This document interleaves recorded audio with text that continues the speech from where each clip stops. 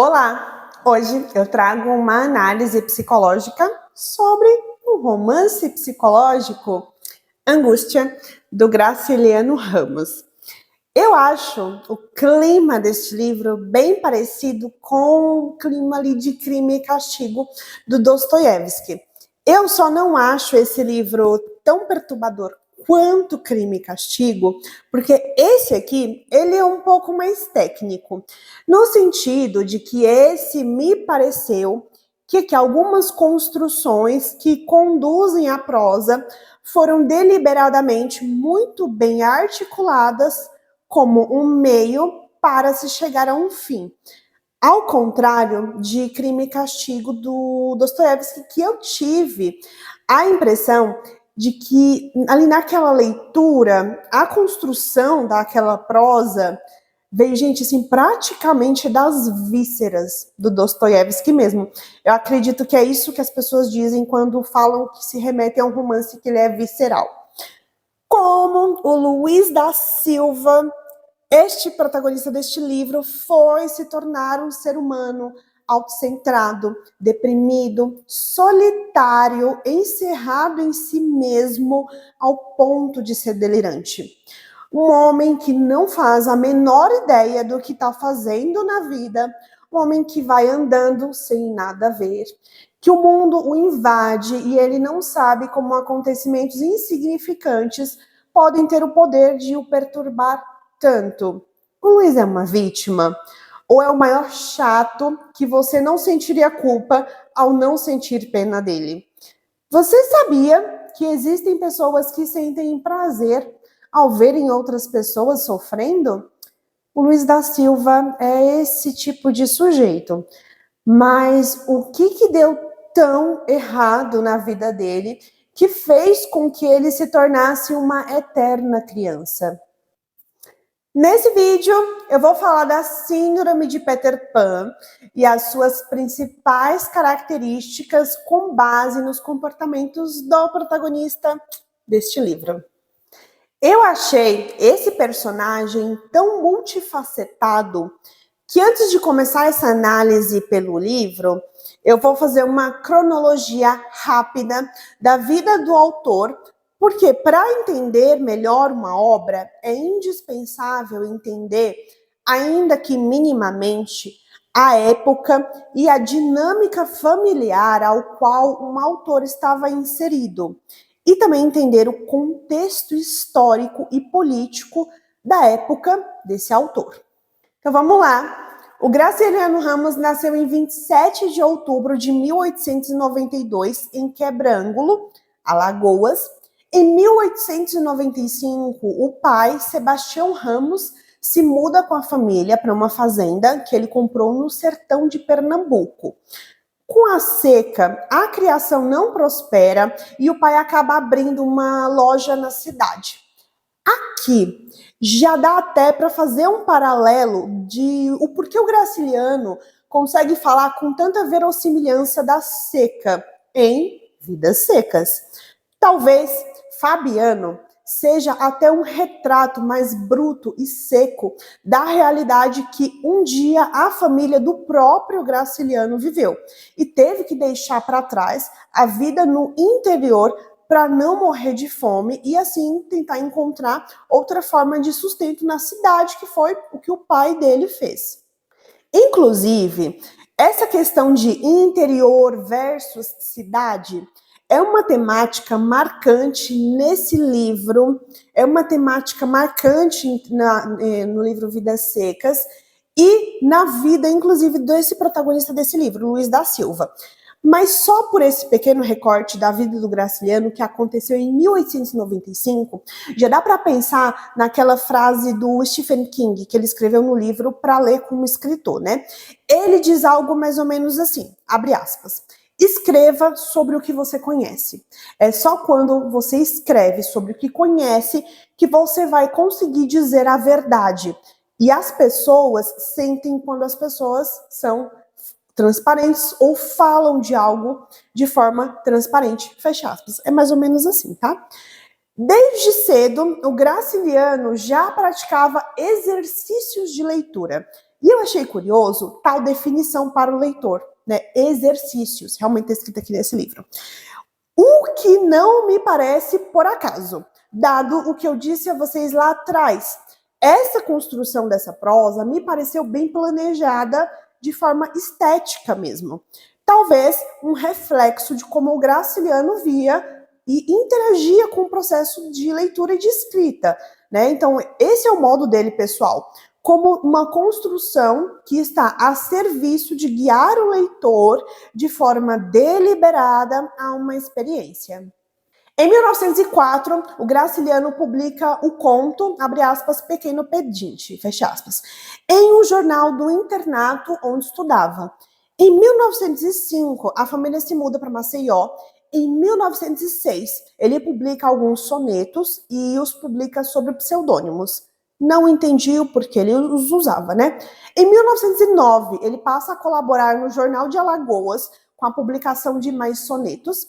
Entre 1910 e 1914, ele se dedicou a cuidar da casa comercial do pai. Ele ficou até muito tempo trabalhando para o pai.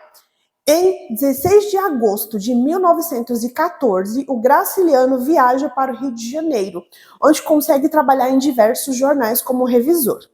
Em 1915, ele retornou às pressas a Palmeira dos Índios, porque 3 irmãos dele e um sobrinho morreram de peste bubônica. E eu achei muito pesado, né, ter assim 3 irmãos mortos de uma vez. Imagina para elaborar esse luto, eu fiquei pensando.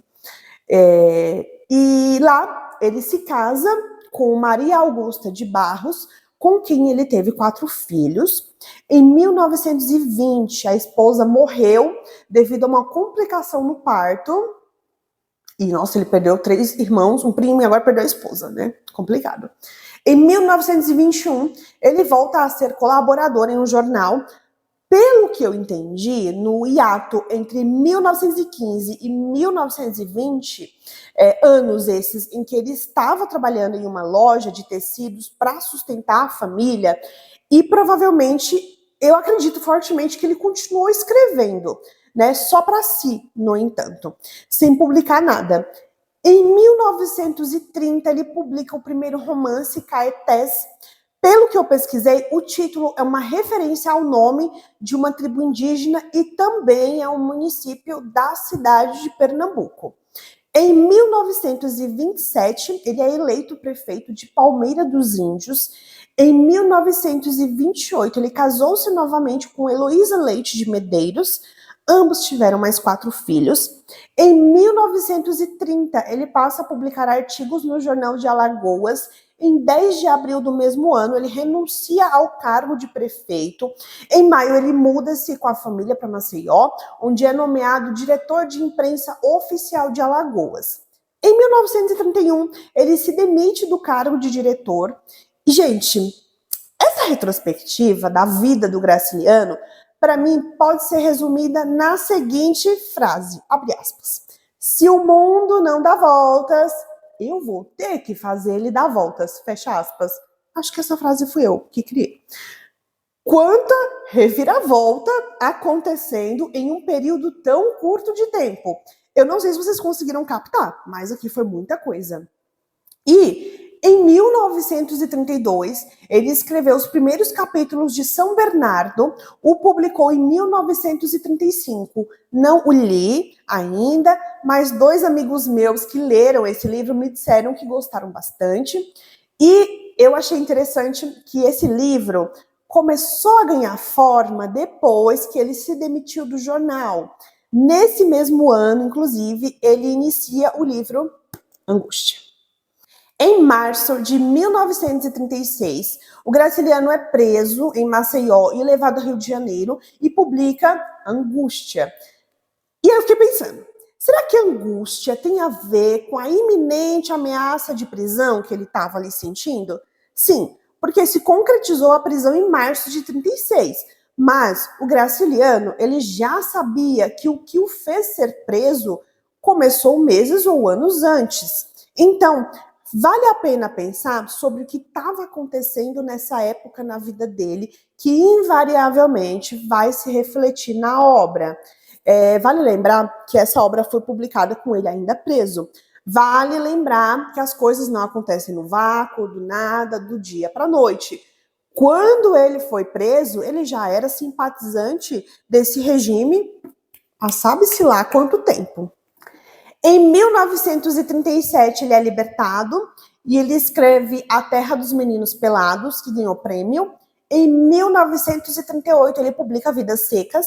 Em 1939, é nomeado a um cargo em um ensino secundário no Rio de Janeiro. Em 1940, ele trabalhou na tradução de um livro norte-americano. Em 1942, ele publica outro livro em colaboração com outros escritores já consagrados. Em 1945, agora temos um detalhe. Oficialmente, em 1945, ele filia-se ao Partido Comunista, mas ele foi preso por ser simpatizante dessa ideologia, pelo que eu entendi. Então, é isso, ele só em 45 ele teve coragem, talvez, de assumir mais publicamente o que ele já sentia antes. Eu trouxe todo esse recorte para vocês terem ir construindo essa percepção de que nada do que você pensa, do que você faz, acontece no vácuo, do nada, é tudo uma construção anterior que só vai escalando. E eu sempre gosto de destacar e entender as motivações ideológicas às quais um autor se identifica, porque eu as acho fundamental para entender uma obra. Né? Como eu falei, não é que em 1945 o comunismo era interessante para ele. O Graciliano entrou para o Partido Comunista por convite do Luiz Carlos Prestes. Né, muito antes de oficializar a posição política dele, ou divulgar essa posição política, ele já era um simpatizante. E ideologias contaminam muito, mas muito as produções de um artista. Inclusive, me pergunto se o Luiz da Silva foi inspirado no próprio Luiz Carlos Prestes. Claro que talvez quem tem essa resposta não está mais aqui. Aparentemente, eles não têm nada a ver, tá? As duas personalidades, Luiz Carlos Prestes e Luiz da Silva. Mas eu nunca conheci nenhum deles, então não posso afirmar nada. Na superfície não tem nada a ver, mas vai que... O que eu acredito fortemente é que o comunismo já estava se enraizando nele há muitos outros anos antes de ele entrar para o partido. Portanto, o comunismo é um pano de fundo para entender toda a obra do Graciliano. Até porque Angústia foi publicado com ele na prisão. Os próximos anos foram marcados por uma certa constância nos lançamentos de livros. O Graciliano morreu em 20 de março de 1952. Foram publicados livros, cartas, documentos pessoais, uma série de outras coisas que ele deixou. Inclusive, um dos que foram publicados após a morte dele é Memórias do Cárcere, o qual está na minha lista há algum tempo. Embora o Graciliano se identificasse com o comunismo, ele vivia em um regime capitalista e, portanto, angústia talvez seja o sentimento que mais o atingia.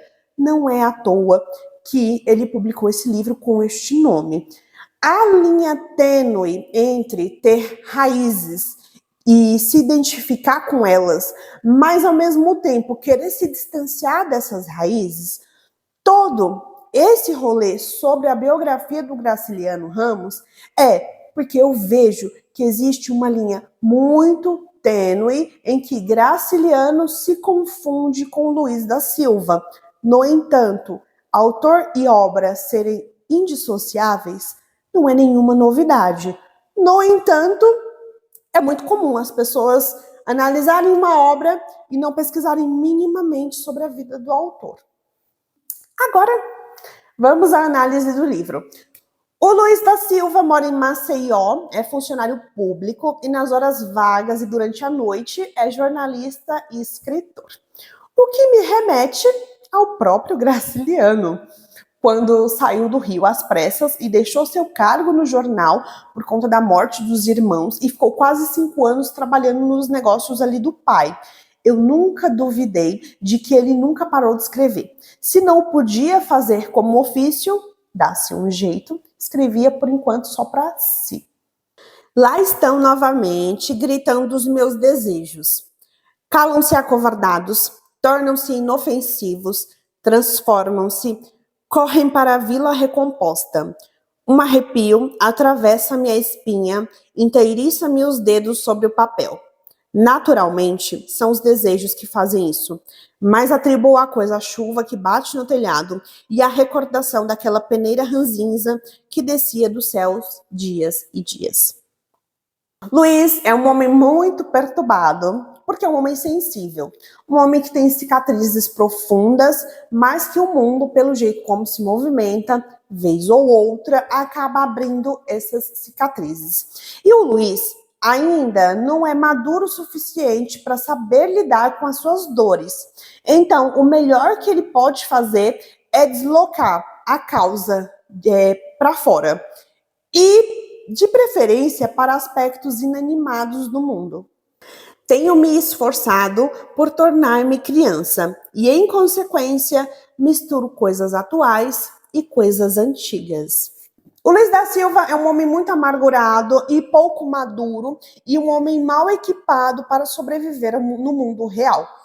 Conforme eu fui acompanhando a trajetória de decadência emocional dele, eu fiquei me perguntando como que ele chegou no ponto em que chegou. Um ponto em que ideias paranoicas eram a única referência dele. E foi aí que eu pensei em dois conceitos. Primeiro, o conceito de regressão na psicologia e a síndrome de Peter Pan.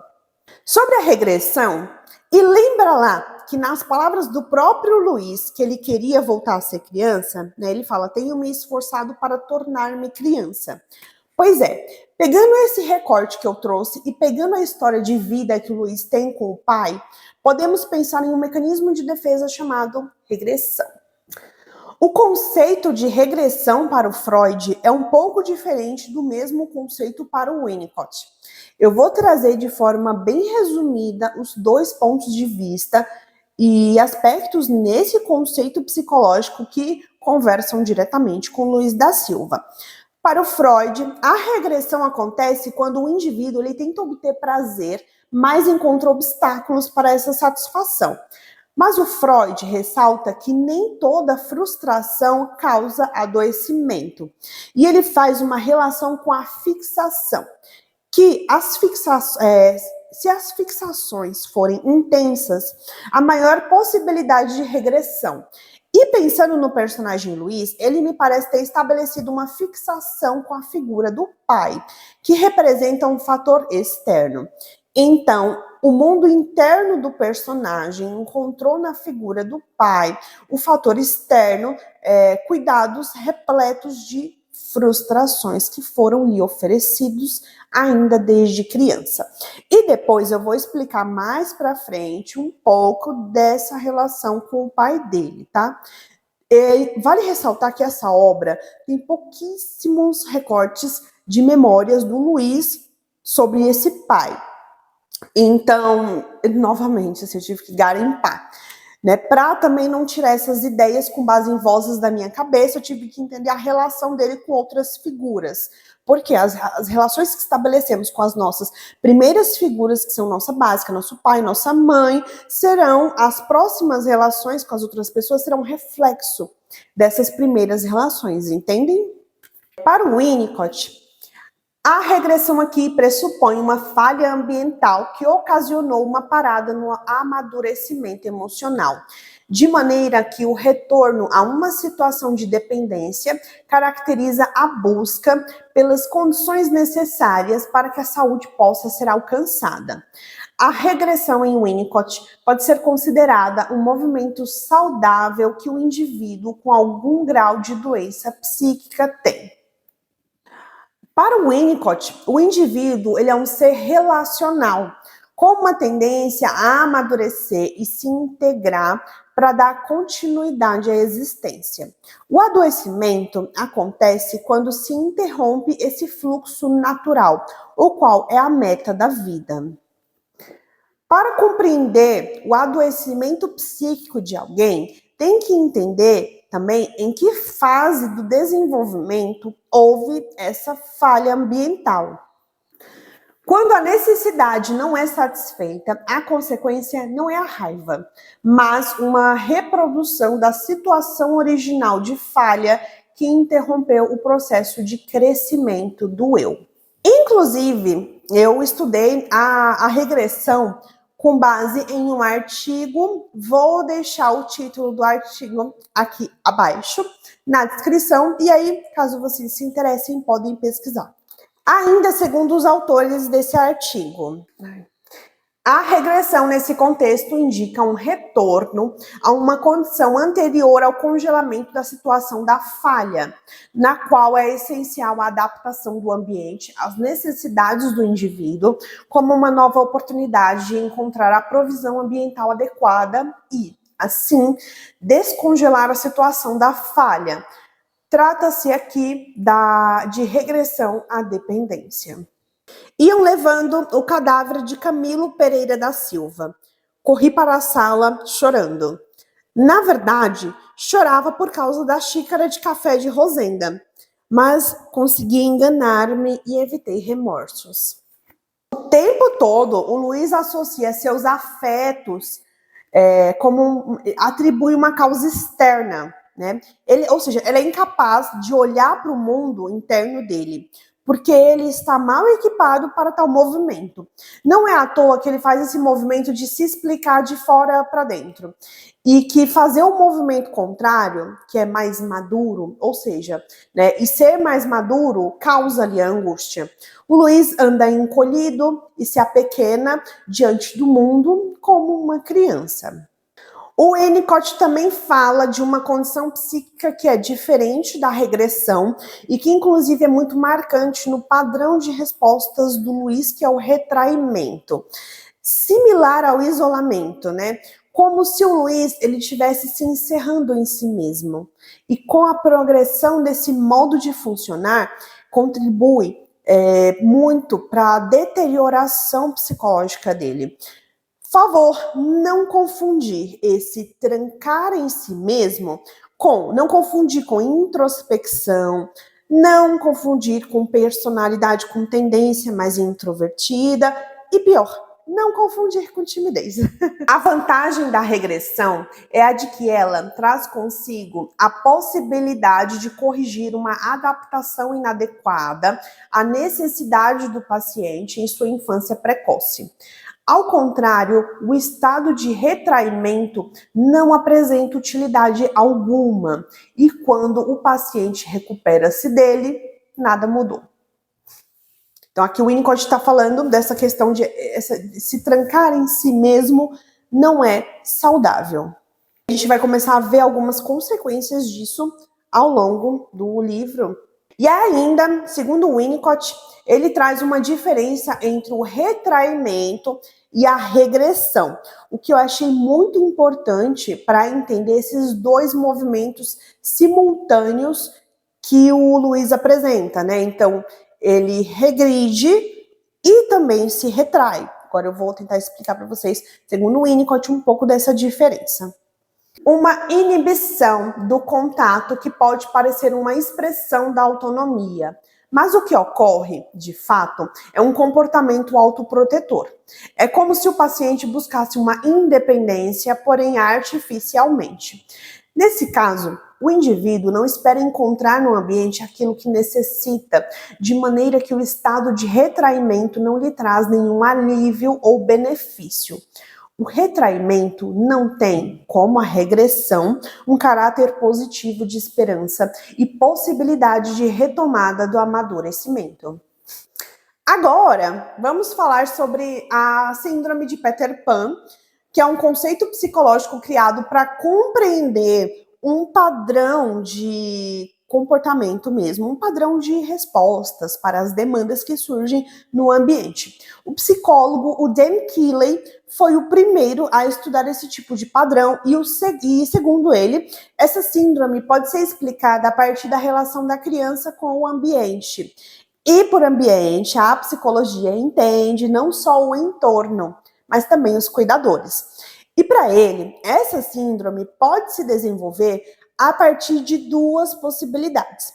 A primeira, Ou quando uma criança experiencia momentos na infância que foram associados à plena felicidade e, portanto, logo passada essa fase, surge o medo de crescer pelas incertezas e expectativas que a vida adulta traz.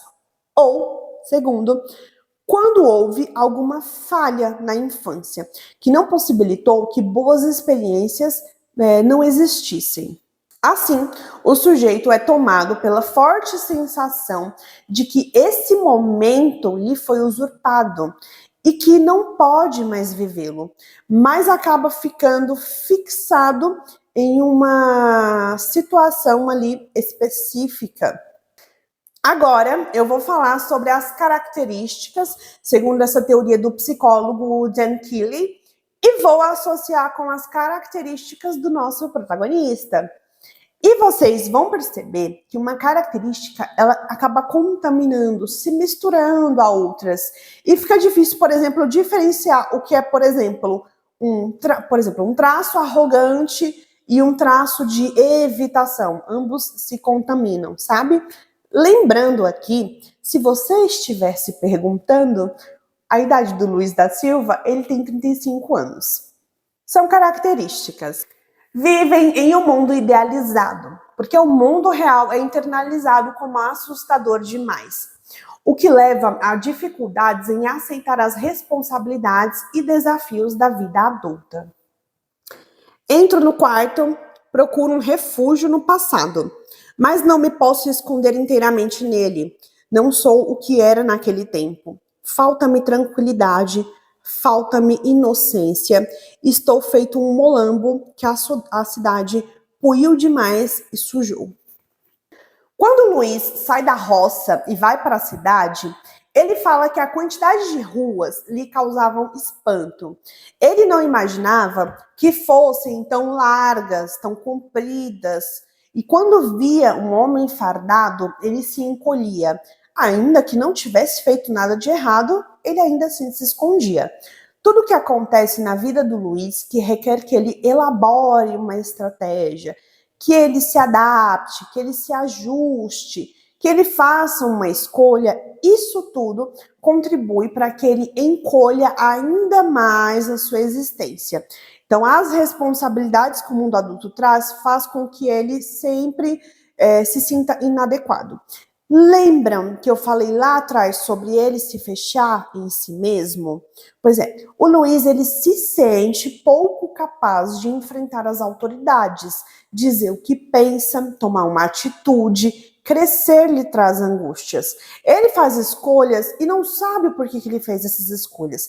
Na cabecinha dele, ele tem uma língua afiada, mas na realidade ele é todo encolhido. Para ele, a cidade é assustadora. Ele repara, inclusive, nos músculos de alguns homens e se imagina sendo esmagado por tais músculos. O mundo é sempre ameaçador, insuportável e hostil. Ele se sente incompleto e sem ânimo para se aventurar pelas ruas sozinho, sente-se fraco e desarmado, mas isso é uma colheita em um terreno que ele vem plantando há algum tempo. Por ter dificuldade em aceitar as responsabilidades, ele não tem dinheiro, ele não consegue trabalhar, portanto, não terá dinheiro, né? E, portanto, ele vai ficar devendo o aluguel. E aí, como ele lida com tudo isso? Fugindo. Ele foge do dono da casa que ele alugou, que é o Dr. Gouveia, e, bom, ele se refugia nele mesmo, denegrindo, inclusive, a imagem de outras pessoas. E ele até fala, né, que se o Dr.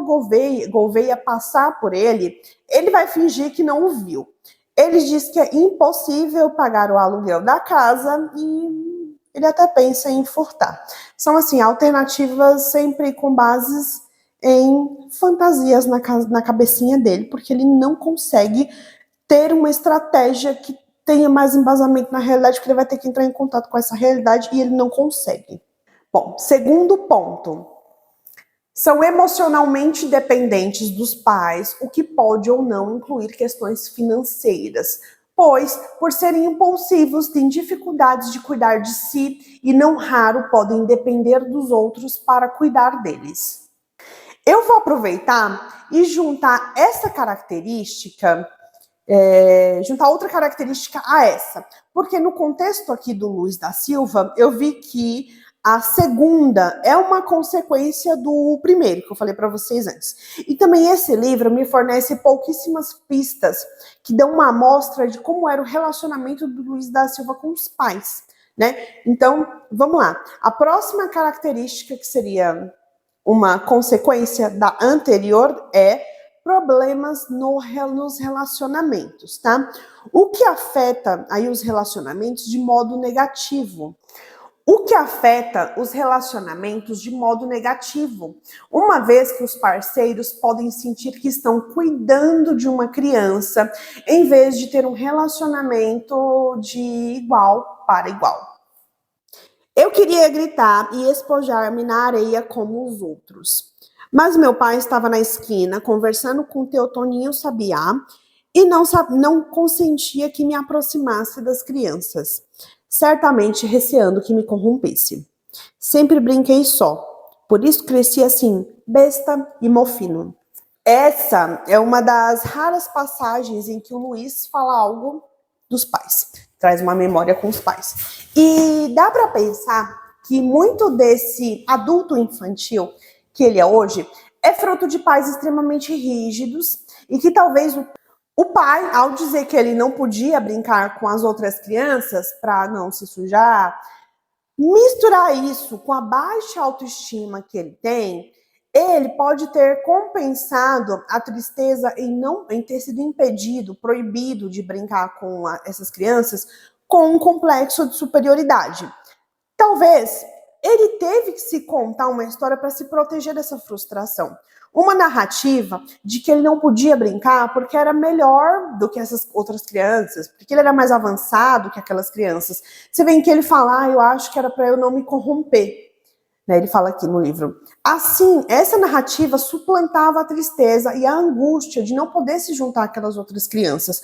E aí, portanto, ele introjetar que as narrativas que se contava, mesmo sem constatação nenhuma na realidade, eram o que o protegia de sentir afetos negativos. E o mais delicado, protegiam essa figura paterna de não voltar a raiva e a frustração dele para esse pai, que o proibia de se misturar, o proibia de não ouvir e não permitir que ele tivesse contato com o desejo dele, que era de brincar com outras crianças. E, portanto, essa estratégia se solidifica ao ponto de ser um traço na personalidade dele. Ou seja, narrativas que ele se conta com até um certo traço de delírio. Não tem nem muito traço de megalomania, mas talvez se ele fosse um pouquinho mais inteligente, assim, iam ser piores. Ia ter uns traços de megalomania. Mas percebam o quanto é uma defesa muito complicada, é uma defesa que ele construiu, esse complexo de superioridade, é uma defesa que o protege de sentir angústia e de sentir afetos negativos pelo pai. E, gente, é totalmente natural a gente sentir afetos negativos pelos nossos pais. Eles são humanos, eles vão falhar também e tudo bem. Quando a gente não consegue integrar esses dois afetos, é aí que pode abrir-se uma porta para um funcionamento, um modo de funcionar, um modo de se relacionar com o mundo que é muito disfuncional, né? E sobre isso, eu também trouxe mais uma citação das autoras do artigo que eu li. Porém, nem sempre o ambiente se adapta às necessidades do bebê. A mãe pode falhar não complementando o gesto do bebê, mas se impondo a ele.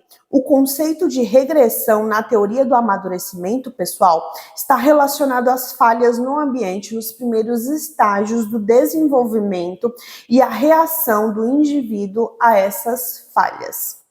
Então, nesse contexto que ele traz aqui do pai dele, o pai dele o proibiu, o pai dele trocou o gesto dele natural de dentro do Luiz pelo gesto do ambiente. Bom, vamos lá. Mais uma característica. Todas as relações têm contornos instáveis. pois se doa pouco para manter o vínculo, embora tenham um lado de dependência muito aflorado quando encontram alguém que sentem que pode lhes oferecer cuidados. Aquilo viera pouco a pouco, sem a gente sentir. Naturalmente, gastei meses construindo esta Marina que vive dentro de mim e que é diferente da outra, mas se confunde com ela. Novamente, uma mistura de idealização para construir uma relação que vai ter contornos instáveis, por isso será curta. Ao passo que, ao ser rejeitado, o Luiz ele entra ainda mais fundo em uma paranoia de que a culpa de ter perdido Marina não era dele. Ele projeta nela alguém que pode cuidar dele, mas ele não tem condições de oferecer o que pede, ou seja, não tem condições de oferecer o mesmo cuidado.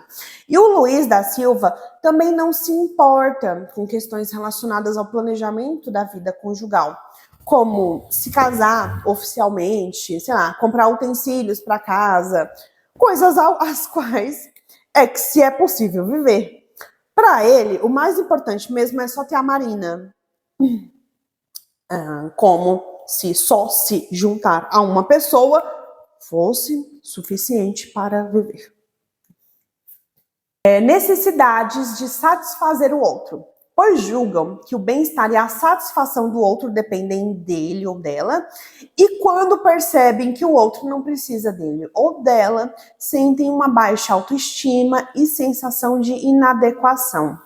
Eu vou falar para vocês, eu acho essa uma das características mais complicadas, você ter que comprar a ideia que o outro precisa de você. É muita baixa autoestima. Coitadinha. O dia inteiro batendo no teclado com os dedos entorpecidos e 200 mil réis por mês. Talvez tivesse irmãos pequenos. Invadia-me uma ternura. Queria ligar-me àquela moça que vestia roupas ordinárias e andava à pressa, com uma pasta debaixo do braço. Seríamos felizes. Ela trabalharia menos. Aqui, o Luiz ele está se referindo a uma outra moça que é datilógrafa, não sabemos o nome desta moça, nem o Luiz, e com base em vozes da cabeça dele, ele seria feliz se estivesse junto dela, porque ele não deu certo com a Marina, tá? Mas ela nem o conhece, e o Luiz pensa que a conhece.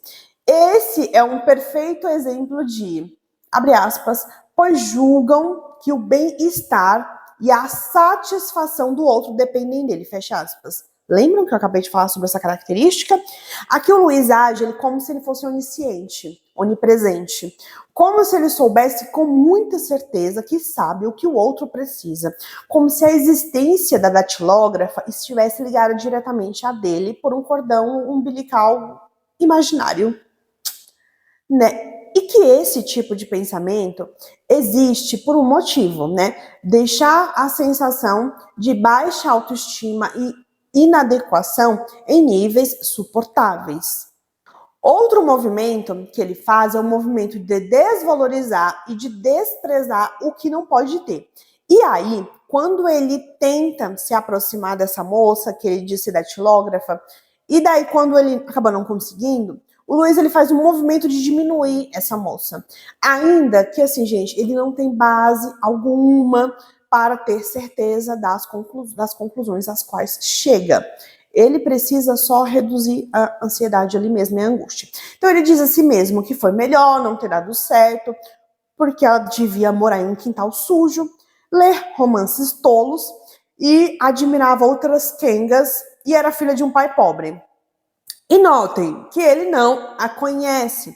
Portanto, os palpites dele são com base nenhuma. Invariavelmente, embora ele não perceba, ele está falando dele mesmo, mas depositando nessa outra, que nem essa menina nem chegou a desprezar ele. Eles nem se olharam, aliás, eles só se olharam. E aí, nesse mundo fantasioso que o Luiz se refugiou para se proteger, ele precisa desvalorizar o outro, para não notar a baixa autoestima dele e também para alimentar o complexo de superioridade dele. Outra característica é Se escondem atrás de desculpas, não se responsabilizam e não se esforçam para conseguir algo. Esse movimento está relacionado ao medo do compromisso, seja em relacionamentos, carreira ou outras áreas da vida. Não podíamos ser amigos. Em primeiro lugar, o homem era bacharel, o que nos distanciava. Outra questão é que o Luiz, ele vive dando desculpas para não fazer o que tem que ser feito. Desculpas para não estudar, para não ler, para não trabalhar. Ele diz que por obrigação é um estrupício. Que se a casa dele fosse melhor e não tivessem ratos, ele podia fixar a atenção dele no trabalho, ou em ler, ou em escrever. E que, portanto, os ratos lhe ruíam a paciência. E era como se roessem ali, acho que alguma coisa mesmo dentro dele. E aí, o meio que ele achava para que os ratos ficassem quietos era os alimentando. Claro, grande ideia, né? Luiz precisa que os ratos vão embora, mas ele os alimenta para ficarem quietos. Algo de errado não está certo nessa estratégia. Próxima característica é: lidam com as frustrações do dia a dia de maneira infantilizada. Choram com facilidade, são exigentes e se ressentem com facilidade. O Luiz realmente chora com facilidade, principalmente em situações em que sente uma excessiva pena de si mesmo. Ele entra na realidade cheio de vergonha. Para ele, ninguém se importa com ele e talvez seja uma autossabotagem que ele mesmo faz consigo. A companhia dele é muito complicada e ele mesmo acaba afastando as pessoas. E como sempre a culpa é do outro, nunca dele mesmo, então a raiva dele se mostra sempre para um indivíduo sem rosto. E mais para frente, isso que eu falei de indivíduo sem rosto vai ficar mais claro quando eu falar sobre a relação entre entre ele e o personagem Julião Tavares, que é uma projeção da relação que o próprio Luiz tinha com o pai. Lembra lá daquela questão da fixação que o Freud falou, que muitas vezes pessoas que regridem, eles têm uma tendência à fixação. Lembra que eu falei que o Luiz se fixou nessa figura do pai? Então, sobre isso. Outra característica é: evitam responsabilidades financeiras, emocionais e sociais, buscando a gratificação imediata em vez de planejamento a longo prazo. Como eu já disse antes, ele foge do dono da casa para não pagar o aluguel. Ele não consegue desenvolver um vínculo com a Marina. Ele nem desenvolve um vínculo, já quer logo casar. Sendo que o casamento é uma consequência de se conhecer a pessoa. E na época do lançamento desse livro, não era necessário apressar as coisas, gente. A não ser que alguém só busque uma gratificação imediata e evite o planejamento a longo prazo que uma relação demanda. O que é o caso do Luiz. Sobre buscar a gratificação imediata, ele sempre recorre também ao cigarro para reduzir a tensão. E quando ele está muito frustrado e muito angustiado, ele sempre tenta buscar alguma compensação imediata. Entre eles é esse vício no cigarro, mas não só. Aí ele começa a recorrer a esse movimento que ele tem de usar ideias com base em nada, mais ideias que ele acaba comprando, porque ele tem essa tendência de ter complexo de superioridade, e aí que ele é melhor do que as outras pessoas, e portanto ele precisa diminuir as outras pessoas. Então, um movimento de compensação rápida, essas ideias com base em complexo de superioridade que ele tem. É quase um vício para aplacar a angústia, que a curto prazo funciona. A longo prazo traz muito desajuste mesmo. E aí, outra característica que acaba contaminando, né, essa questão do complexo de superioridade, que aparentam arrogância para esconder sua fragilidade. Essa arrogância é para esconder o medo que sentem de serem rejeitados e julgados. Ora, muito bem, isso é tão ruim que eu, com o trabalho, poderia fazer coisa igual. Esse que eu lia debaixo da mangueira, saltando páginas, era bem safado. Por isso interrompi a leitura, acendi o cigarro. Ai, vocês perceberam, né? Ele lê saltando páginas. É como se eu fizesse isso aqui, ó. Presta atenção. Ai, vou começar um romance novo. Ah, não, peraí, deixa eu já pular pro final, porque se eu souber o final da história, eu tenho certeza que eu vou conhecer, eu vou entender o livro todo. É tipo esse o movimento dele, sabe? Isso não faz sentido. Aqui, o Luiz, ele tá se referindo a alguns livros. Ai, complicado isso, Luiz. Alguns livros que ele lê e diz que eles são ordinários. E penso, bem, se ele pode fazer melhor, então seria melhor ele ter começado ontem, porque ele está com dificuldade de pagar o aluguel. E uma característica de personalidade mais infantis é justamente não assumir responsabilidades, porque não conseguem construir habilidades para dar conta delas. E aí, para mascarar essas inabilidades, o Luiz soa arrogante em diversas passagens. Acredito que seja uma manobra também para desviar o foco das parcas habilidades que ele não tem. O curioso é que realmente é muito fácil criticar um livro que você não leu. E esse é o nível de maturidade do Luizinho. Em outro momento, ele fala que a linguagem dele é baixa, não no sentido de tom de voz, no sentido de que no dia a dia ele usa muito palavrão, mas que não se comunica assim na frente dos chefes. E eu associo essa questão de ele falar usando palavrões no dia a dia como uma forma de extravasar a raiva, né? As frustrações pelas coisas, frustração pelas coisas não saírem como ele quer. Então a raiva tem que sair de alguma forma, seja por sublimação, que inclusive é uma excelente defesa para canalizar a raiva. Fazer arte, construir prédios, é uma forma de canalizar a raiva, é sublimação, que Freud chamou de sublimação. Ou seja, por meios, mas aí o Luiz, ele extravasa essa raiva por meios menos sofisticados e quase primitivos, que é esse o qual o Luiz usa de estar falando palavrão. Outro traço de arrogância que ele usa para falar do rival, o Julião, é se referir a ele com adjetivos depreciativos. Ele os usa para atenuar a angústia de que, de alguma forma, o Julião consegue o que ele quer, e enquanto o Luiz não. O Luiz perde a mulher que ele acha que ama para o Julião, e as pessoas, de um modo geral ali, gostam do Julião. E como vê o mundo através dos olhos do Luiz não é muito confiável, ele pode facilmente conduzir o leitor a comprar a ideia de que o Julião não é uma boa pessoa, que é uma espécie de Dom Juan.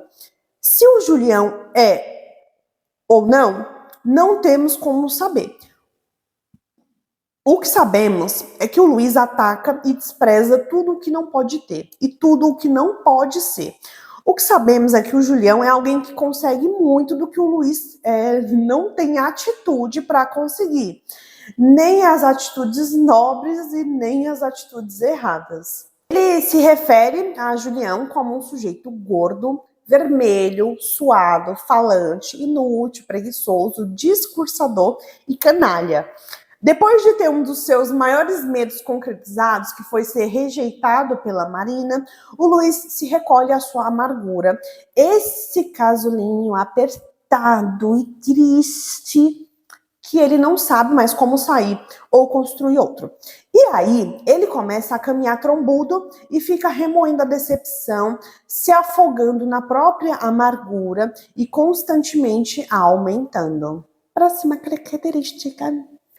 Apresentam grande instabilidade no trabalho, não assumem compromissos, logo só trabalham pressionados pela necessidade ou por outras pessoas. Também estão sempre buscando por diversão constante e evitação de responsabilidades. Essa evitação pode ser uma forma de mascarar a ansiedade ou medo em relação às expectativas e o que se espera de um adulto e seu papel na sociedade. O Luiz está sempre fiscalizando a rua e os relacionamentos dos vizinhos. Outro aspecto na dinâmica do Luiz que se encaixa na evitação das responsabilidades é quando ele fica excessivamente focado na rotina dos vizinhos e dedica muito tempo em entender coisas triviais na vida dos outros e que em nada lhe acrescentam. Ao contrário, apenas o distraem para que ele, ao olhar para o outro, evite olhar para si mesmo. O olhar dele, olhar para ele deve ser muito doloroso. Inclusive, isso é um insight que eu sempre chego quando eu vejo que pessoas que falam muito de outras pessoas. Eu fico pensando, gente, mas é tão ruim assim estar dentro de si mesmo, que eu preciso me ocupar o tempo todo com a vida do outro? Eu sempre tenho essa impressão. Então, olhar para ele é tão doloroso que ele se ocupa em focar nos detalhes irrisórios sobre esses vizinhos e quando constata que muitos ali são felizes, e aí ele, por não suportar a felicidade dos outros tão perto dele, ele acaba por sempre novamente depreciar esses vizinhos e fica procurando prazeres efêmeros a partir da desgraça alheia. Então, notem, a única forma de prazer que ele tem, que ele consegue extrair, é quando ele se depara com a constatação da desgraça alheia, da infelicidade alheia. Tem uma pesquisa que fala que pessoas invejosas, quando se ressentem pela alegria do outro, ou quando notam o sucesso do outro, isso ativa nelas uma sensação de dor. Mesmo sendo uma dor de origem psicológica, ativa os mesmos circuitos de dor física. É como se essa pessoa também tivesse quebrado a própria perna, ela vê a felicidade do outro. E quando essas pessoas veem pessoas próximas sofrendo, se ativa nelas circuitos de prazer. Ou seja, o Luiz é alguém que extrai muito prazer ao ver alguém sofrer. E se as pessoas não estão sofrendo, ele dá um jeito de criar um cenário na cabeça dele para se convencer de que essas pessoas estão sofrendo. Então, essa fantasia de que as pessoas devem estar sofrendo acaba protegendo o sujeito da ansiedade. Sobre essa questão em específico do Luiz, quando eu estava fazendo esse roteiro, um raciocínio que me veio à mente foi: somos seres tão gregários, isso é instintivo, isso vem já no nosso código de DNA, todos somos assim, compartilhamos essa característica, somos tão gregários que até para ir para a lama ou para o fundo do poço, parece que muita gente quer companhia. Outra questão à parte que eu penso que conversa com a síndrome do Peter Pan é o desamparo aprendido. Mais especificamente, a parte em que a vida ela é vista pelo prisma mais determinista. E o Luiz é um pouco assim. Então, o Luiz ele tem essa visão muito... é 8 é 80, né? No desamparo aprendido, como o próprio nome sugere, é uma resposta estereotipada e introjetada a partir de fora. É um aprendizado que é aprendido em um movimento de fora para dentro. Nele, a pessoa se vê como pouco habilidosa em evitar situações que lhe causem danos. E esse aprendizado deixa a lente tão estreita que a pessoa deixa de perceber que há outras possibilidades. Mas é como se a pessoa só olhasse para frente e se esquecesse de que tem a habilidade de olhar para os lados. O desamparo aprendido normalmente é introjetado a partir das relações com os primeiros cuidadores, no qual a criança sente que não tem controle algum sobre o que lhe acontece e é completamente impotente frente aos fatos. Dizendo em outras palavras, para ficar um pouco mais fácil a compreensão, é como se a pessoa sempre dissesse para si, né, abre aspas, as coisas são assim mesmo, fecha aspas, ou abre aspas, é meu destino, fecha aspas, ou abre aspas, pensasse que nunca pode melhorar porque tudo é determinista. Se eu tenho problemas na minha família e são problemas graves, aí ela acaba normalizando aquilo e entendendo que deve ser assim com todas as famílias. E aí, se você perde a capacidade de olhar para o lado e só olha para frente, eu estou falando metaforicamente, você realmente não vai se engajar em processos de tentar melhorar e mudar aquilo, porque você já comprou a ideia de que as coisas são assim, portanto, determinista. Então, esse é uma pista para entender se você ou se alguém que você conhece pode estar sobre esse desamparo aprendido. Está claro que todo o desarranjo é interior. Por fora, devo ser um cidadão como os outros, um diminuto cidadão que vai para o trabalho maçador, um Luiz da Silva qualquer. Então, o tempo todo, o Luiz ele se sente um animal aquado. Em alguns raros momentos, ele tem um pouquinho de insight sobre o que está acontecendo na vida dele. Como, por exemplo, nesta passagem, quando ele fala assim, está claro que todo desarranjo é interior. É um insight ou outro, mas ele não consegue sustentar. Então, depois ele já volta a funcionar do jeito que ele é familiar. Do jeito que ele é familiar e que é desestruturante para ele. Conforme vamos acompanhando o Luiz, ele vai evoluindo. Aliás, ele vai regredindo para um estágio de desorganização mental muito grande. Vejam, por exemplo, essa passagem. Ou não descansava. Era possível que fizesse contas aperreada. Tanto para o aluguel da casa, tanto para o mercado, tanto para a luz, tanto para a roupa. Vitória também calculava, resmungando. Os números misturavam-se ao canto dos galos e ao chiar dos ratos.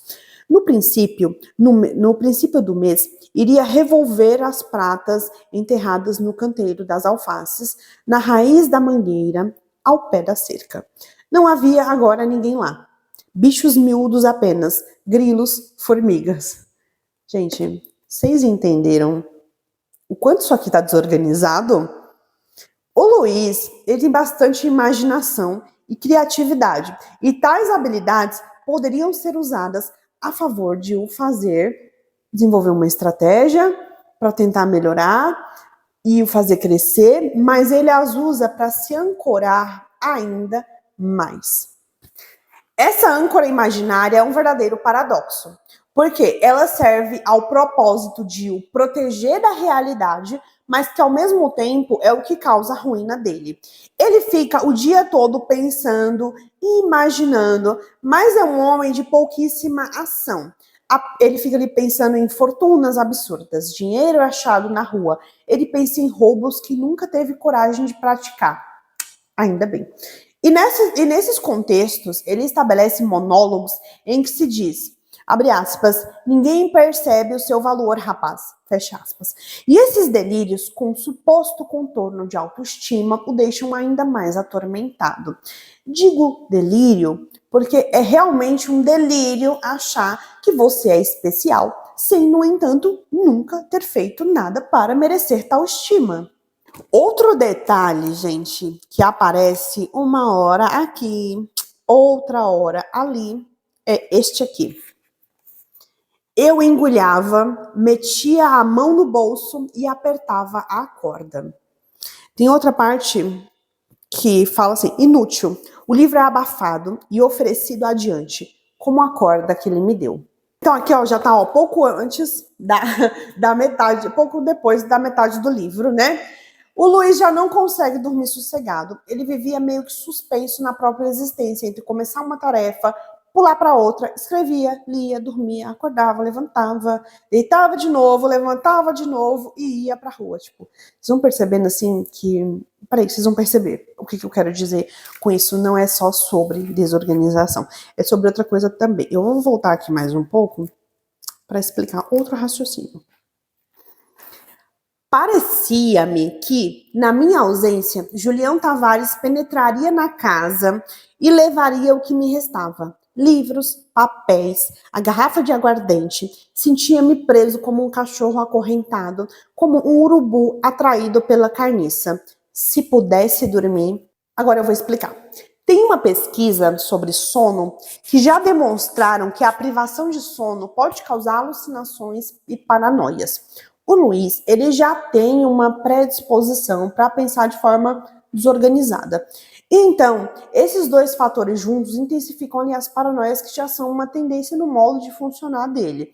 Daí, enquanto o Luiz trabalha como fiscal da vida dos vizinhos, você percebe que é muito estranho quando você lê na narrativa como ele tem tanta, mas tanta certeza de que assertivamente ele sabe o que acontece na vida privada, na vida íntima, dentro de quatro paredes das casas das pessoas, que estão a metros de distância, né? Ele vê, sei lá, uma criança urinar na cama, as pessoas enjoadas, as pessoas cochichando. Ele consegue ver, consegue ouvir sutilezas, e o mais importante é, assim, é o contorno dessas sutilezas paranoicas, sempre com contorno negativo. Esse ver é fruto também de alucinações visuais e auditivas e até olfativas, tá, gente? Ele tá delirando, ele não tá vendo nada disso, mas ele compra muito bem a ideia, assim, de que ele tá vendo tudo isso, tá tudo certo. Visões essas que têm um viés. Aí tem uma outra questão muito interessante que permeia todo o modo dele funcionar, né? Essas visões, elas também têm um outro viés, que é o chamado efeito Dunning-Kruger. Esse efeito, ele recebe esse nome porque foram esses dois psicólogos que o descobriram. Para simplificar como funciona esse viés é assim: quanto menos alguém sabe, entende ou conhece sobre algo, a tendência é que essa pessoa superestime as parcas habilidades e conhecimentos que tem. Trocando por miúdos, nessa faceta do viés, o ignorante, ele é ignorante, inclusive da sua própria ignorância. E a outra faceta desse viés é que há pessoas que entendem de maneira acima da média sobre algum assunto ou têm uma X habilidade que se mostra acima da média, no entanto, se veem de forma menos competente do que realmente são. No caso, a faceta que opera sobre os pensamentos do Luiz é a primeira. O que ele consegue com sucesso é ser ignorante da própria ignorância. O Goethe disse, né, abre aspas, vemos no mundo o que carregamos no coração, fecha aspas. Como o coração do Luiz é amargurado, triste, solitário, confuso, maldoso, soberbo e arrogante, é muito triste acompanhar um personagem ir se definhando aos poucos, mas projetando tudo isso no mundo, porque ele é incapaz de crescer e lidar com as próprias angústias. Como eu disse lá atrás, ele não dorme bem há alguns dias. E a falta de sono é um ingrediente para conceber ideias confusas e, portanto, sem base tangível na realidade. Sentia vontade de chorar, tinha um bolo na garganta. A angústia é um afeto tão complexo que vem acompanhado de sensações físicas. Uma delas é a sensação de bolo na garganta. E se você for pensar na capa desse livro, esse desenho ele é muito pertinente para traduzir a angústia. Aqui vemos a própria mão de um homem apertando a garganta, sufocando a vontade de viver. Mas notem que não é a mão de outra pessoa, é a mão da própria pessoa. Claro que eu concordo que, de alguma forma, o Luiz foi vítima das condições às quais foi criado, que o mantiveram uma eterna criança. E não tem como eu falar dos pais dele, sendo que há raríssimas menções aos pais. Mas o mais triste é que, de alguma forma, pessoas que não se beneficiam de uma infância saudável têm muito potencial para tornar a vida dos outros muito difícil. E piora se esses adultos crianças tiverem filhos. Uma criança cuidando de outra. Na menos pior das hipóteses, temos um amadurecimento precoce. Na pior das hipóteses, temos uma identificação com esses pais e desenvolvimento de transtornos. Lembram-se que eu falei lá atrás que para o Winnicott, a criança ela nasce com uma tendência à integração e ao amadurecimento? Pois é, mas infelizmente o ambiente pode ter outros planos. As pulgas mordiam-me. Sem mudar de posição, esforçava-me por não fixar o pensamento em coisa nenhuma. Quando vinha uma ideia, afastava. Agarrava-me a outra, que saía logo. Algumas voltavam com insistência. As botinas de lobisomem estavam cambadas. O Espírito de Deus boiava nas águas. Também, assim, já vai percebendo, tá um pouco uma ideia não se liga a outra, assim, não tem nada a ver, às vezes, uma coisa com a outra, é meio isso. Complicado. Eu vou falar rapidamente sobre pensamentos intrusivos, que talvez seja algo que explique esses diálogos um pouco desorganizados dele. São mais característicos em personalidades que têm o transtorno obsessivo compulsivo. Eu não tenho base para fazer um link com o modo como a personalidade do Luiz está organizada e vinculá-la, portanto, a esse transtorno. Então, eu não estou falando que ele tem o transtorno obsessivo compulsivo. O que eu percebo é que ele tem pensamentos de caráter mais obsessivo e pensamentos intrusivos que são de caráter involuntário e que podem ser perturbadores, podem trazer perturbação, podem fazer o comportamento ficar contraditório. E os pensamentos do Luiz são completamente desorganizados. Eles já eram, como eu disse lá atrás. Só que a falta de sono vai escalando essas características dele a níveis em que nós, leitores, ficamos oscilando entre tentar entender a confusão mental e a exaustão que ele nos leva ao tentar entendê-lo. Eu acho que essa é uma palavra que eu senti tentando entender o Luiz, o modo como ele pensa e o modo como ele tenta se organizar aqui no mundo. Eu me senti exausta. Agora, vamos conversar sobre o complexo de superioridade, que eu vejo que o Luiz apresenta como uma forma de suprimir a angústia e o sentimento constante de inadequação. Mas o apreço e a admiração que ele deseja ter dos outros, sem construir nada que faça jus a esse olhar em específico do outro. Nesse traço, a pessoa frequentemente critica sem respeito uma opinião alheia. E ele faz isso constantemente com a Marina. Ele apresenta um retraimento social. Essa característica, inclusive, é bem forte nele. Lembram lá que eu falei que ele vai se encerrando em si mesmo? Ele tem uma tendência a tentar dominar pessoas que ele considera que são fracas. Lembram também lá que ele tem uma ideia obsessiva de ferir e prejudicar o Julião Tavares? Eu só fui soltando essas informações, mas eu não expliquei melhor. Até falei uma questão com o pai. Agora eu vou falar um pouco mais sobre isso. Então, é uma relação que se vê, que me salta aos olhos, esse complexo de superioridade e também a relação dele com o personagem do Julião Tavares.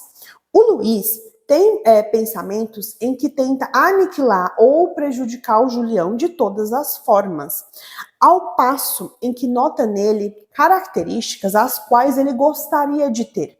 Ele fala que o Julião tem o espinhaço aprumado em demasia. Fala que ele olhava para frente com segurança. E quando ele faz constatações assim sobre um Julião forte, o movimento do Luiz para reduzir a ansiedade depois dessas constatações, já é desvalorizar a figura do Julião e de tantas outras pessoas. Mas esse traço mais autodestrutivo dele fica mais intenso somente na relação com o Julião, sendo que tem diversos outros personagens por aqui, tá? E aí já me faz levantar algumas perguntas. Por que com o Julião? Sujeito esse que eles não são amigos, tá? Então, isso me chamou muita atenção. Por como que eu detesto muito, obsessivamente, alguém que eu só conheço de ver? Isso chama muita atenção. O meu palpite é que o Luiz, ele projetou a figura do pai na figura do Julião. Ele queria, na verdade, era acabar com o poder do pai. Um poder que me pareceu ser centralizador. no qual esse pai interrompeu o crescimento do Luiz para que pudesse assim se ver como uma figura imponente. O problema em se identificar como uma figura fraca, mas que tem a aparência de forte, é que para que essa ideia se sustente, ela tem que exercer, na realidade, uma pressão com contornos violentos e autoritários, embasadas por imposições de vontade, sem levar em conta a vontade e as necessidades do outro. Estamos aqui falando de complexo de superioridade novamente. Só que o complexo de superioridade, ele pode se demonstrar, você pode perceber nas pessoas pelos mais variados comportamentos. No comportamento do pai, acredito que se manifestava pelo exercimento de autoridade, um poder mais centralizador. No Luiz já se mostra por desvalorizar o outro. Então você percebe que é o mesmo complexo, só que eles se mostram de formas diferentes. Porque as coisas parecem simples, mas não são. As coisas, elas se mostram também revelando alguns traços e tendências que você já vai ter ali dentro do seu modo de funcionar. Então, para o Luiz ter tanta raiva do Julião em específico, em detrimento de tantos outros homens, é porque essa figura do Julião despertou nele outra figura que ele odeia mais do que ele mesmo, que penso que é o pai.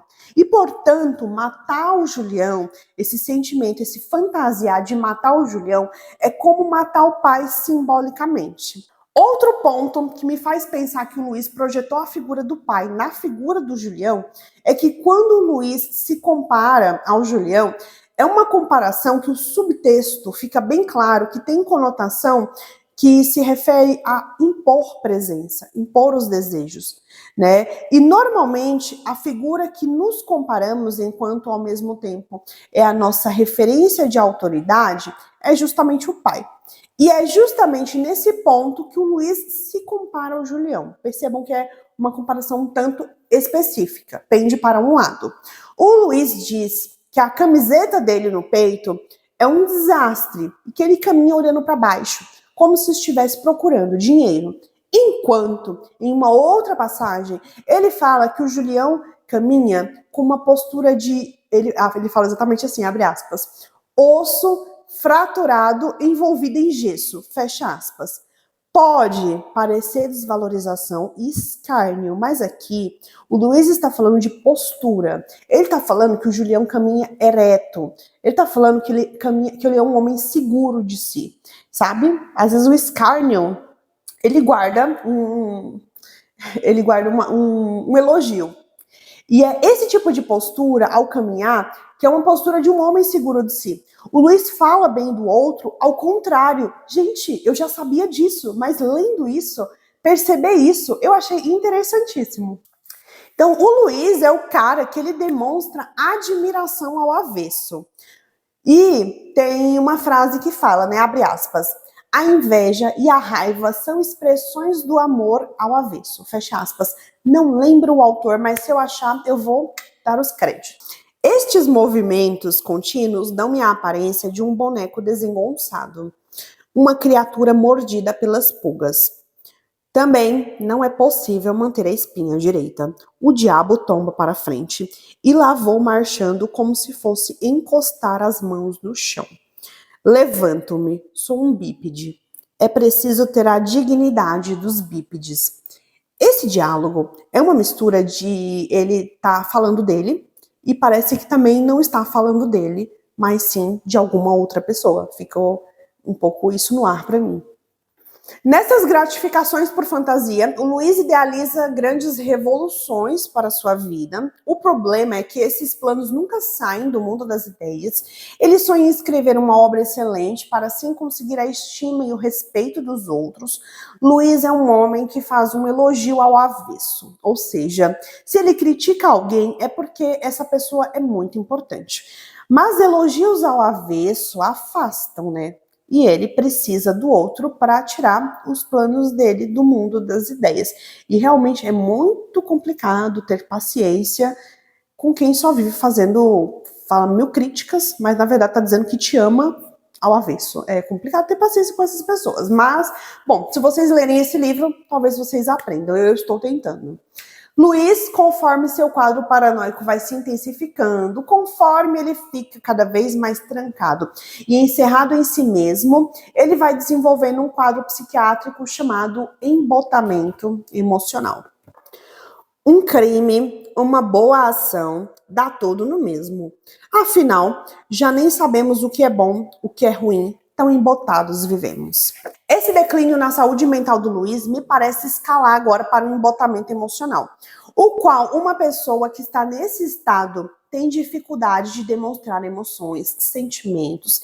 Inclusive, esse sintoma ele é bem mais comum em pessoas que têm esquizofrenia. Mas lembram que eu falei que o Luiz já não dorme direito há um tempo? Eu esqueci de mencionar que ele também não está se alimentando, o que abre espaço para um não funcionamento adequado das funções cognitivas.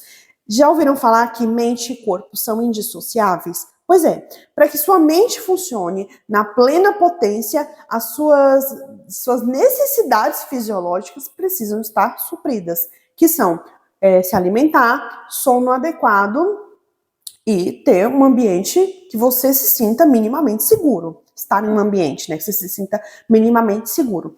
O embotamento emocional, ele pode ser aqui, no caso dele, um sintoma para lidar, aliás, para não lidar com situações que causem desestruturação. Então, como ele não conhece o seu mundo interno, bem como as expressões que nos dão vida, que são os afetos, e são ali, portanto, completamente ignorados por ele, porque ele sempre coloca a causa, né? A causa está sempre fora, sendo que as respostas sempre estão dentro. Luiz, inclusive, tem ali alucinações olfativas.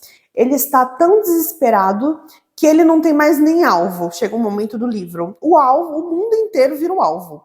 Outra questão também que contrasta é que quando o Luiz vai usar uma palavra para depreciar, por exemplo, o Julião Tavares, ele usa a palavra bode.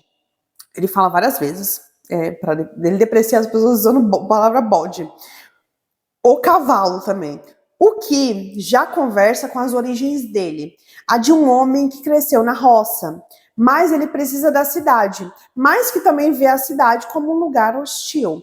Lembram quando eu estava fazendo uma cronologia da vida do Graciliano com a obra dele, que o Graciliano ele tem uma história entre o campo e a cidade, que isso se mostra em Vidas Secas. Aqui também, essa relação dual está arraigada na vida do personagem. Então, temos um pouco aqui não só do que o Graciliano viveu, né, mas de como o Graciliano internalizou como indissociáveis a vida no campo e a vida na cidade.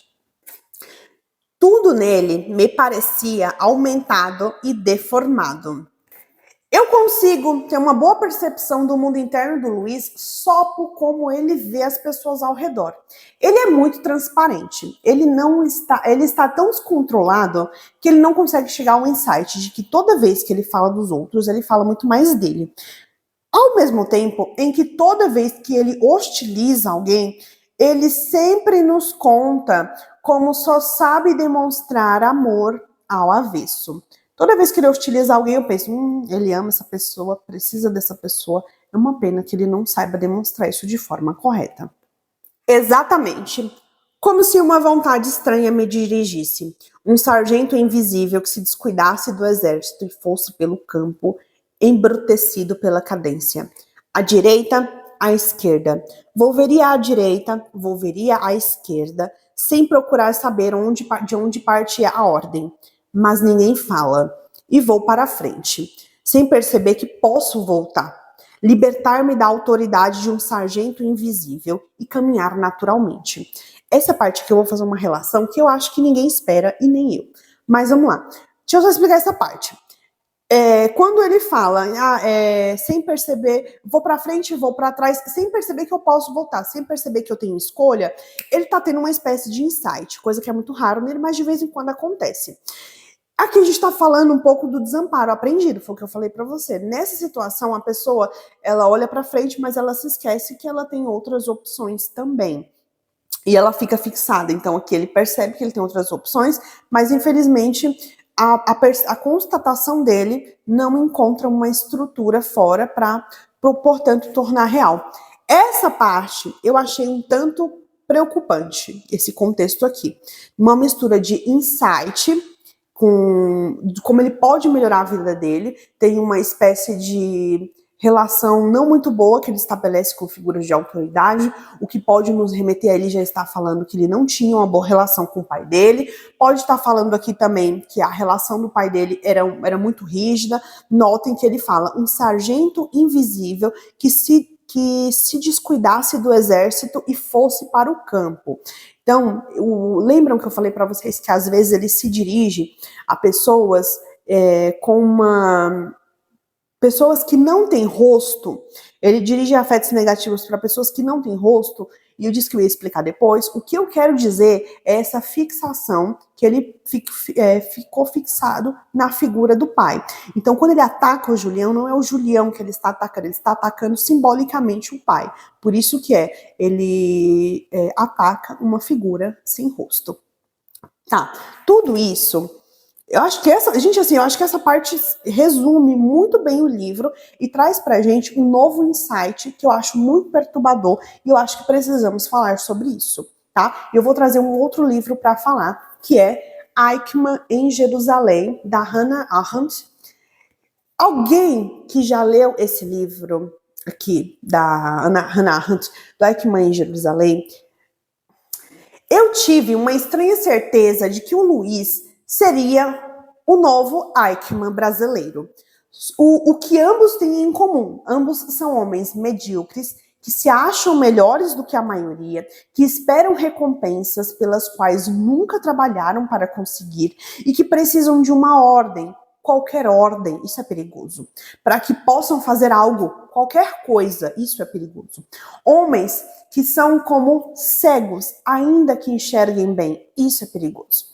Homens que precisam de uma direção, qualquer direção, isso é perigoso. E são esses, como Luiz, como Eichmann, que fazem as maiores atrocidades à humanidade em busca de respeito a qualquer preço. Bom, recomendo. É bem chocante, gente, assim. Eu tava lendo Angústia e o modo de funcionar do Luiz, e eu não consegui não fazer uma relação com a história do Eichmann. E eu pensei, bom, vou falar disso no vídeo, talvez muitas pessoas possam ficar atentas a essas questões, né? Não falam que não podemos esquecer a história porque senão ela tende a se repetir? É isso. Eu era uma figura insignificante e mexia-me com cuidado para não molestar as outras. Esse é o último parágrafo. E em todas as análises que eu já fiz nesse canal, eu nunca li para vocês o último parágrafo. Eu nunca comentei o último ato, mas esse vale a pena comentar porque isso não é exatamente um fim. Isso aqui é só a vida toda desse personagem. Os últimos parágrafos são marcados por ideias intrusivas, que não fazem muito sentido, que não se conectam muito bem, misturado com afetos confusos e com contornos de muita autocomiseração e bem. A única certeza que temos ao acompanhar esse livro sob um olhar apertadíssimo desse personagem é que talvez se ele dormir, se ele se alimentar e tentar encarar as coisas mais como são e menos como ele gostaria que fossem, aí talvez possamos confiar nas palavras dele. É um romance psicológico, é um personagem que distorce muito a realidade por conta da privação do básico, como comida, privação de sono, privação de um ambiente em que ele se sinta minimamente seguro. Nenhum personagem, como ele nos conta como de fato, né? Eu não acho que são como ele conta. A realidade deve ser bem melhor para esses outros personagens, tá? E eu te desafio a ler esse livro e não ficar bem perturbado. Parabéns, Graciliano. Que orgulho de poder nascer no mesmo país que também fez você.